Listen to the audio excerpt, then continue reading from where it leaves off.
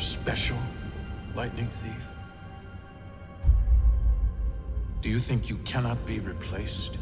This isn't quite how this dream plays out in the book. It began as an ordinary recurring nightmare for Percy, being forced to take a standardized test while in a straitjacket. Then he sees Thalia tied up next to him, yelling at him to escape, so he slips out of the straitjacket and goes to the edge of the pit, where he overhears this conversation.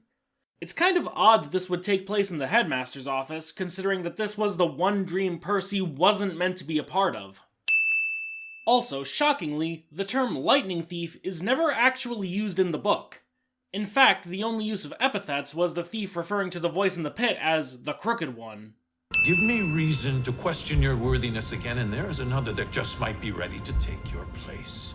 While the Crooked One did chastise the lightning thief for losing the bolt, he was confident enough that things were still on track that he didn't see the need to make threats like this. Isn't that right, little hero? The Crooked One was quite shocked when he discovered Percy had infiltrated the dream. And show me what you are capable of. And I guess we're skipping the final part of that dream, where the Crooked One gives Percy a vision of him being tortured by skeletons in Hades' throne room, with his mother just out of reach. Guess we're about to find out. The trio did not use a prism to send an iris message on the quest for the bolt. They used the fine mist setting on a car wash nozzle.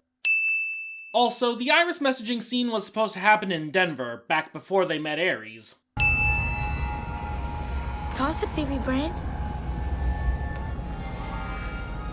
Okay. This will never stop being weird. If you want the god's attention, you have to pay for it. In the book, nobody took issue with having to pay to send IMs. Probably because charging money for a communication service is a fairly reasonable thing to do. Chiron's holding hands together with both hands. Please tell me you're calling with good news. We know who stole the bolt. This is not why they tried IMing Chiron. They wanted to tell him about Percy's talk with the Nereid. We ran into Ares, and Grover got him talking and realized Ares knew who the thief was, but was covering for them. So who would Ares cover for other than? His favorite daughter. Clarice is the lightning thief. Clarice was briefly considered a suspect in the lightning theft, but not for this reason. It was only after they realized that Ares himself was involved with the theft that anyone suggested she might be the thief, and even then, the idea never escalated beyond that suggestion. In fact, during this iris message, Luke hinted that Annabeth might have been the thief, by pointing out that it would have been impossible to steal the bolt without something like Hades' Helm of Darkness, or her invisibility cap. Chiron's gotta arrest her. Find out what she knows. There's more to this than just the bolt. Something bigger. Don't ask me how I know. You just gotta trust me. Percy actually had no idea that the bolt theft had any deeper purpose until the end of the story. He does have his doubts about who stole the bolt, but not about why the bolt was stolen. Medusa was Saturday. I thought Sunday. No monsters on Sunday.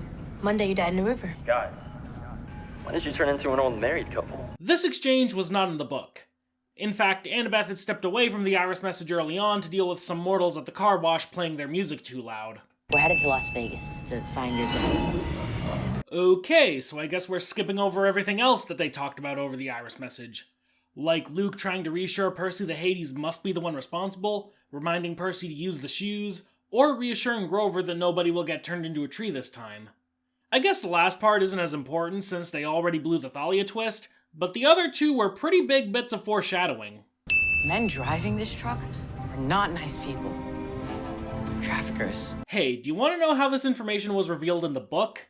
We actually got to see the horrible conditions the animals were living in.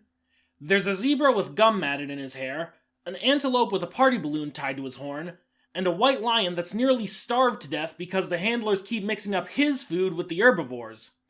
It's a really emotional moment, and it does a great job illustrating Grover's desire to protect nature. But I guess we're past the days where MacGyver can show a dehorned rhino animatronic and still get a TV PG, so we have to just take the show's word for it that these animals are being abused.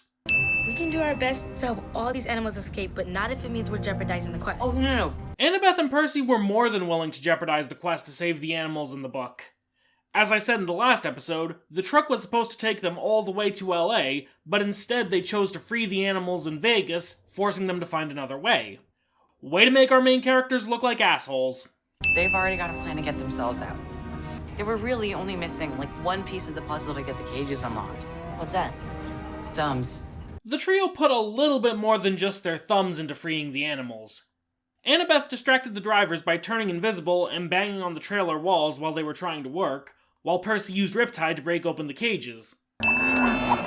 See this zebra here that's in the frame for like 1 second? Some of you are probably wondering why the episode is called We Take a Zebra to Vegas, if this is the only zebra content we get. Well, it's because in the chapter this episode is based on, and thus named after, the zebra not only features more prominently in the truck sequence, but it also talks to Percy. Since Poseidon is also the god of horses, Percy has the ability to talk to horses and other equine animals, like zebras and pegasi, an ability that he uses quite a bit throughout the series. He seems dangerous. Oh, they'll be totally fine. I gave them a satyr's blessing, so they'll be able to reach the wilderness. I meant for the people. In the book, Percy was genuinely just concerned for the animals. His only response to Grover telling him about the Satyr's Sanctuary was to ask why he didn't do the same for them. It's because it only works on wild animals, so it would only affect Percy. Also, the show has completely skipped over Percy and Annabeth's talk in the zoo truck, where she tells him about her fear of spiders, thanks him for helping her at Waterland, reveals that she knew Thalia, talks about her failed attempt to reconcile with her father, and finally acknowledges Percy as her friend. How are you going to cut such an important scene completely? Especially considering that they reminisce about that moment in Heroes of Olympus. Your mom told you all the stories. Did she read you the Odyssey? Odysseus lands on a beach. There's these guys who've forgotten where they came from, forgot everything that was important to them. And they got that way because they ate The lotus flowers. Oh, come on! Just once, can we let the kids be surprised by something? In the book, the trio stumbled into the Lotus Casino because they were lost, tired, hungry, and had nowhere else to go. Plus, it can be inferred that the trio were put under the Lotus spell before they even walked in the door. Giving it all away like this completely kills the mystery aspect of the chapter. What do you think, wise girl? Again, this nickname should have been established way earlier. In fact, Clarice was supposed to be the first one to use it, and then Percy picks it up as a sort of counterpoint to the seaweed brain thing, though he doesn't resort to it as often. This place is a lot bigger than it looked from the outside. The trio never actually went into the casino part of the Lotus Casino in the book. They mostly stuck to the kids section, with the arcades and amusement rides. Go check that side of the floor. I'll take Percy this way. Percy didn't stick especially close to Annabeth in the Lotus Casino. When the trio weren't all together, they were mostly just doing their own thing. Like meeting Luke's dad? Like meeting his mom. She's a seer. A human who can see through the mist. Sometimes I see stuff that messes them up. Dude, spoiler alert! Percy doesn't learn any of this until the 5th book. You are spoiling a major plot twist from the end of the series. In fact, you know what? I'm gonna do it. I'm adding 5 sins for that. And I'm not even done with this line, because the fact that some mortals aren't affected by the mist isn't confirmed until the 3rd book with the introduction of Rachel Elizabeth Dare. And when it is confirmed, it's immediately followed by the realization that Sally is one of them. And on top of that, the term seer is never used to refer to these mortals. It's just another word for an oracle. You could have just used the term clear-sighted, and everything would have been fine.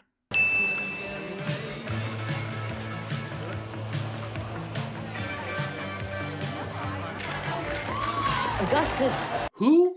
This is not a character in the books. I don't really know why I'm telling you this. It's just hard to talk to my friends about it.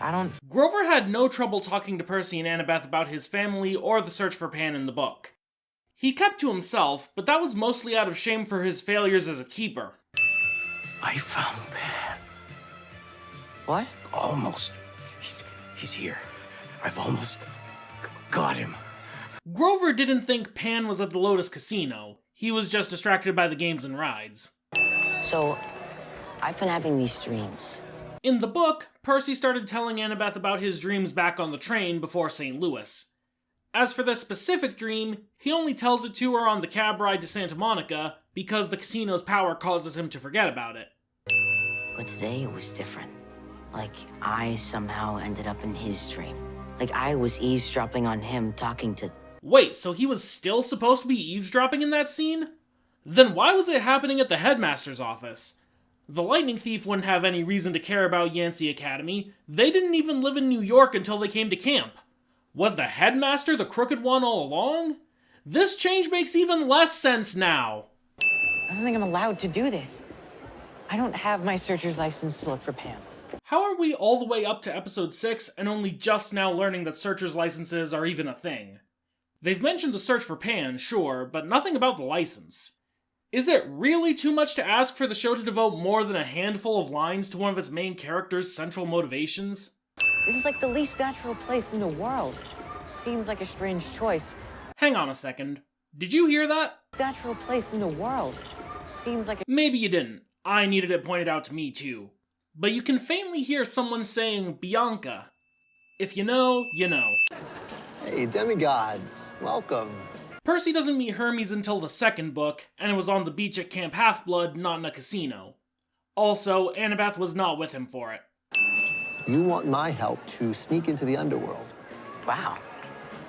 You're a really good guesser. I exist beyond space and time, kid. Why do you think they put me in charge of delivering the mail? This is an interesting idea, but it's not in the books.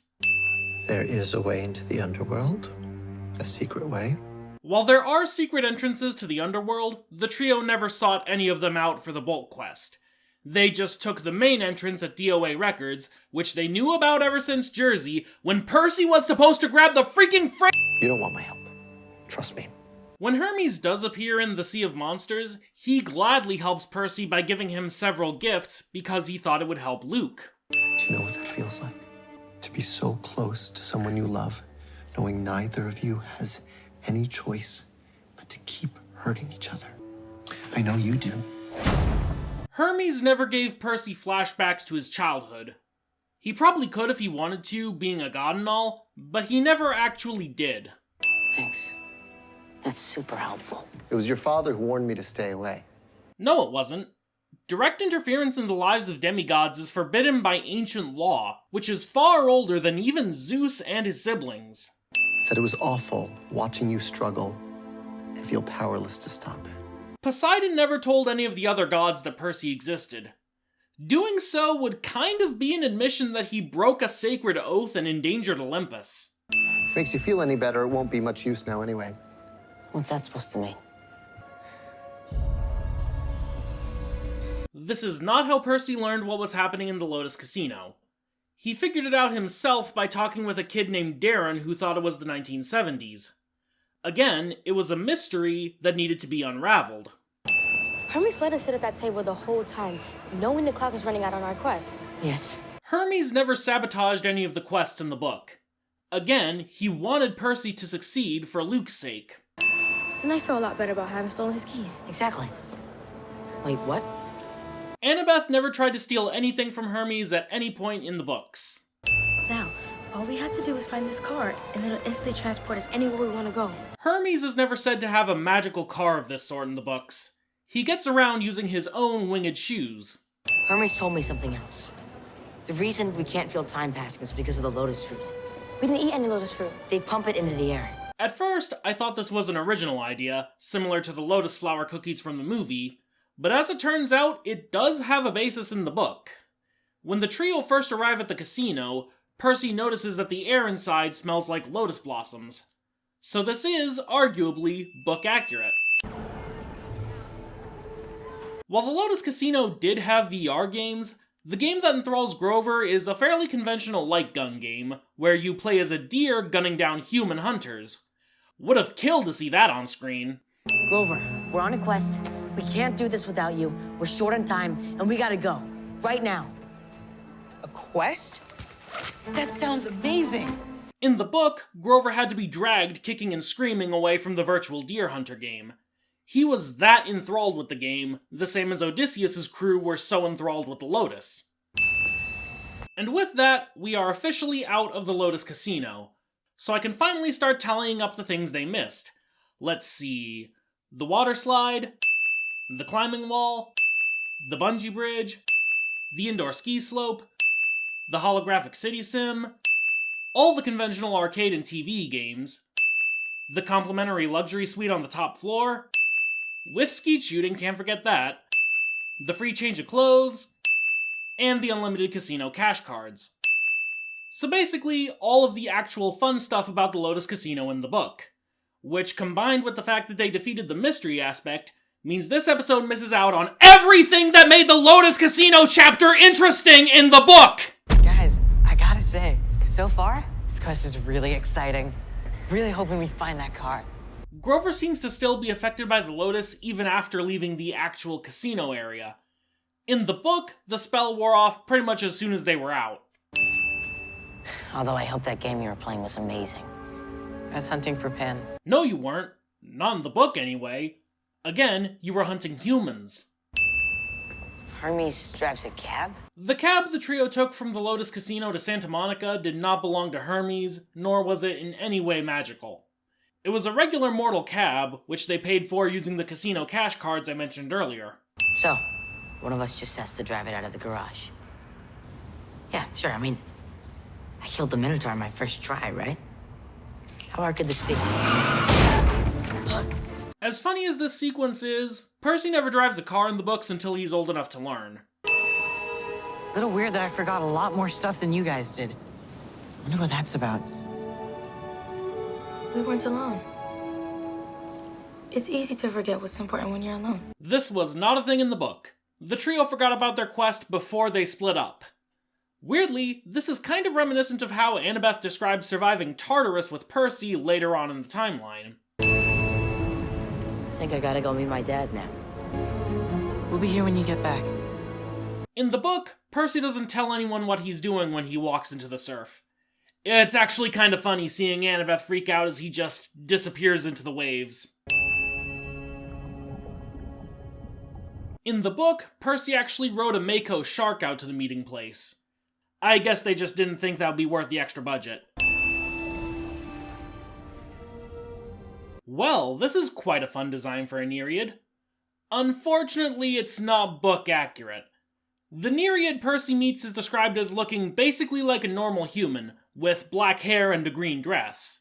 In fact, Percy confuses her for his mother when he first sees her in the river. Sorry. He waited as long as he could. The summer solstice passed earlier this evening. Zeus's deadline has elapsed. Fucking what?! This never happened in the book. The trio certainly cut it close, to the point of having to take a plane to get to New York in time, but they absolutely did not miss the summer solstice deadline. If they hadn't, there wouldn't have been a city for them to come back to. And don't give me that they needed time to prepare bullshit. These two have had 6 fucking months to prepare for this moment. Do you honestly expect me to believe that Zeus has been playing tiddlywinks while his symbol of power is missing? What belongs to the sea can always return.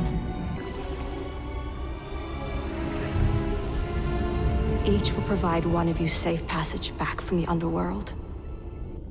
There are 4 of them. In the book, the Nereid only gave Percy 3 pearls. This is really important because it prevents Percy from saving his mother without leaving one of his friends behind. I've seen some argue that this is the show fixing an error in the book, that it doesn't make sense for Poseidon to not give Percy a 4th pearl, but I think it makes total sense if you read the book closely. When Percy tells Annabeth about the pearls, her response is, no gift comes without a price, and that price ends up being to leave someone behind. This is not something that needed fixing, and now the show is gonna need to bullshit a way out of this corner they've written themselves into. Yeah, in case you couldn't tell, I don't like this episode. It takes everything that was great about the Lotus Casino sequence from the book and sucks it right out and replaces it with half-assed character drama and major spoilers for the finale. And on top of that, the Santa Monica scene ends up robbing the story of any stakes going forward. The fact that the deadline has passed and nothing of value has been lost makes it hard to take the war as a serious threat, and the 4th pearl just cheapens the sacrifice Percy has to make later on. We Take a Zebra to Vegas was my favorite chapter of The Lightning Thief, which makes it sting even harder that I have to call this the worst episode of Season 1. The only positive thought I can think to end on is that it can't possibly get worse than this. Right?